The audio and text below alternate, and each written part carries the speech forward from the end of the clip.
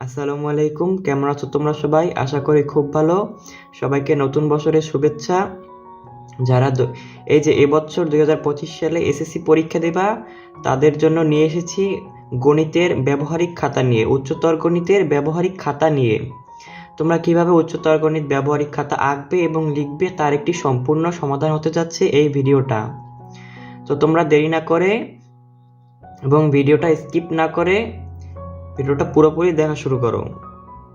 চলো আমরা শুরু করছি।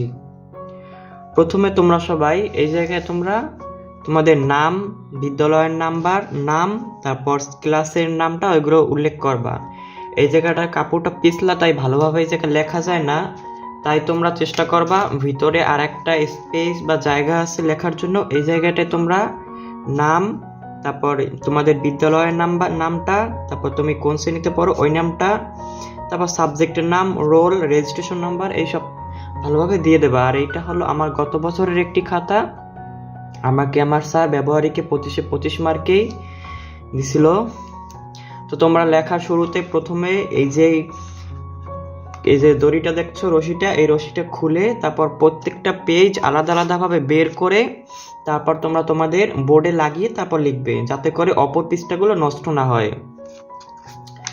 তো পরবর্তীতে যাই সামনে দেখতে পাচ্ছ এই জায়গাটা সূচিপত্র নামে একটা জায়গা আছে। এই জায়গায় মূলত ইন্ডেক্স, অন্যান্য খাতাগুলো ইন্ডেক্স লেখা থাকে, আর এই জায়গায় সূচিপত্র। তো এই সূচিপত্রে তোমরা যেই সমীকরণগুলো বা যেই ম্যাথগুলো বলো, পরীক্ষণগুলো বলো, ওইগুলো তোমরা পরীক্ষণের নামটা এই জায়গায় উল্লেখ করবে এবং কত নম্বর পরীক্ষাটি তুমি করতে আছো ওই নামটা ওই জায়গায় উল্লেখ করবে। এছাড়াও তুমি কত তারিখে পরীক্ষাটা করছো ওই তারিখটা ওই জায়গায় উল্লেখ করবে। এবং এছাড়াও আলাদা উল্লেখ করতে পারো যে কত পৃষ্ঠা থেকে কত পৃষ্ঠা পর্যন্ত মধ্যে তুমি এই এক্সপেরিমেন্টের সমাধানটা করছো, ওইটা এই জায়গা সিম্পলি উল্লেখ করবে। ব্যাস, তো দেখতে পাচ্ছ আমি এই জায়গা মাত্র বেশি না 8টা এক্সপেরিমেন্টের মতো করেছি, 8টার মতো করছি। তো তোমরা যদি 8টা করো এর বেশি আশা করি আর লাগবে না। তো 8টা তোমরা ভালোভাবে দেখে নাও।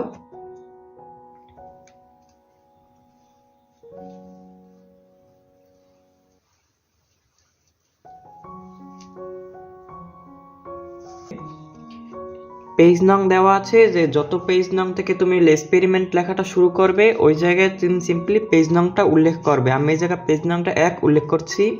তারপর যত তারিখে লিখবে এই জায়গায় শুধুমাত্র ডেটটা এই জায়গাটাই উল্লেখ করবে। তারপর এক্সপেরিমেন্ট নং এবং এক্সপেরিমেন্টটা কি এক্সপেরিমেন্ট ওইটা আমি এই জায়গায় উল্লেখ করছি সিম্পলি। তারপর তোমরা তোমাদের গাইড বলো বা স্যাররা যেভাবে তোমাদের এক্সপেরিমেন্টগুলো করতে দিবে ওইভাবে তোমরা গাইড দেখে হলেও এক্সপেরিমেন্টগুলো করতে পারো। প্রথমে তত্ত্ব, তারপর পর্যবেক্ষণ, প্রয়োজনীয় উপকরণ। আর আমার হাতের লেখা অতটা ভালো হয় নাই, আমি তাড়াহুড়ো করে পরীক্ষার আগে লিখছিলাম, তো যার কারণে আমার হাতের লেখা অতটা ভালো হয় নাই। তো তোমরা দেখতে পারো তারপরও যে আমি কি লিখছিলাম, স্ক্রিনশট নিয়ে রাখতে পারো। তোমরা যেটা করবে একটা পেজের পরেই একটা পেজের পর তোমাদের গ্রাফটা, যেই গ্রাফটা তোমরা দিবে ওই গ্রাফটা এই জায়গাটায় গ্রাফের পেজটা দেওয়া থাকবে। তো তোমরা সিম্পলি কি করবে, গ্রাফটা মানে তোমরা প্রতি 5 ঘরকে এক একক ধরবে বা এরকম সুবিধা মতো তোমরা ধরবে, যার কারণে যাতে গ্রাফটা একটু বড় হয়। পেজ তো অনেক বড়, যার কারণে গ্রাফটা যেন একটু বড় হয়, তাই তোমরা সুবিধা মতো তোমাদের এই যে ঘরের এককগুলো ধরবে। আর এই জায়গায় তোমার ফিগার নামটা সুন্দরভাবে উল্লেখ করবে। আমি 1 নং এক্সপেরিমেন্টের 1 নং ছবিটা এই জায়গায় উল্লেখ করছি। তারপর সিম্পলি তোমরা পরের পেজে যাওয়ার পর এই জায়গায় আলাদা করে আবার এক্সপেরিমেন্ট নাম্বার এবং এক্সপেরিমেন্ট কি ওইসব কিছু আর দেওয়া লাগবে না, শুধু তোমরা কত নং পেজ ওই পেজটা এই জায়গায় উল্লেখ করলেই চলবে। তো পরবর্তী যা লেখা লাগবে যেগুলো তোমরা দেখে নিতে পারো। এইভাবে চলতে থাকবে যতক্ষণ না পর্যন্ত তোমার এক্সপেরিমেন্ট লেখা পুরোপুরি শেষ হয়।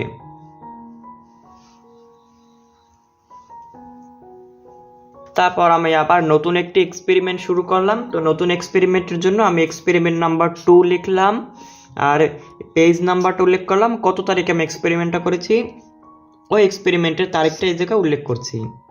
আর কি করলাম, কি এক্সপেরিমেন্ট করলাম ওই এক্সপেরিমেন্ট এই জায়গায় উল্লেখ করছি। তত্ত্ব পর্যবেক্ষণ, আর আমার এটা কিন্তু একটা সিগনেচার করা খাতা, সাইন করা খাতা, ঠিক আছে?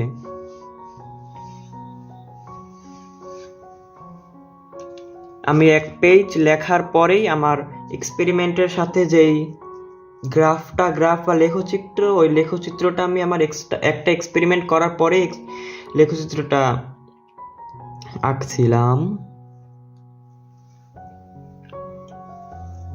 তোমরা এভাবে সুন্দরভাবে আঁকবে।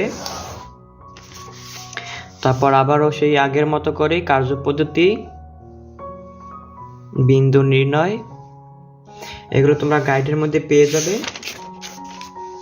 উচ্চতর গণিত গাইড, সিদ্ধান্ত, সতর্কতা, সবকিছু ভালোভাবে তোমরা লিখবে। তারপর 3 নম্বর এক্সপেরিমেন্ট, আবার নতুন আরেকটা, আগে নিয়মে সবকিছু লিখবা। তারপর 3 নম্বর এক্সপেরিমেন্টের সাথে চিত্রটা এই জায়গায় উল্লেখ করবা।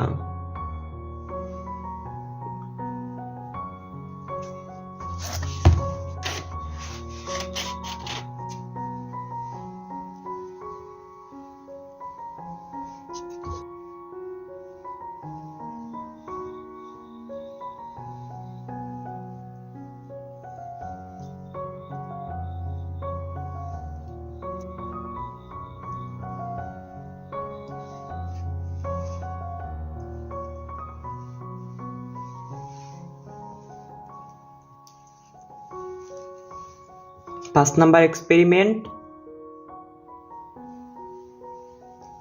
ম্যাথ।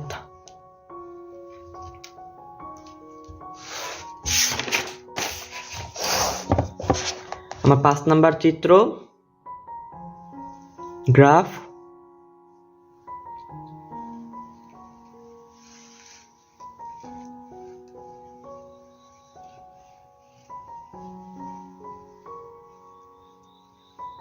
6 নাম্বার এক্সপেরিমেন্ট,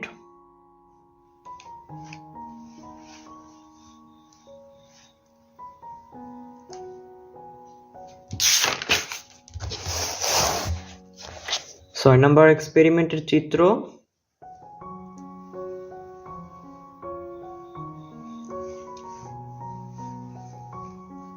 7 নং এক্সপেরিমেন্ট,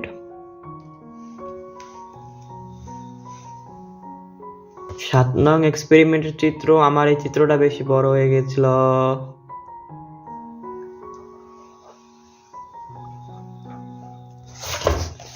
যাই হোক তোমরা ছোট করে চিত্রটা আঁকবে।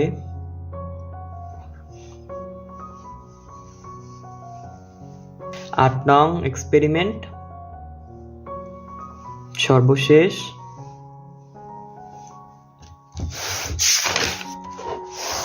8 নং এক্সপেরিমেন্টের চিত্র।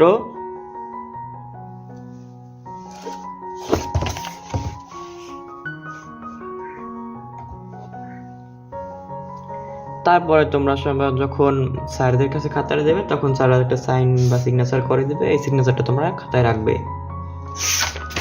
তো শেষ। এরই মাধ্যমে আমার ব্যবহারিক খাতা লেখার ফিজিক্স, কেমিস্ট্রি, ম্যাথ, বায়োলজি সবগুলোই প্র্যাকটিক্যাল ব্যবহারিক খাতা কিভাবে আঁকতে হয় এবং লিখতে হয় ওই সবগুলোর ভিডিও দেওয়া আছে, তোমরা চাইলে আমার চ্যানেল থেকে ঘুরে ওগুলো দেখতে পারো। ধন্যবাদ সবাইকে। আসসালামু আলাইকুম।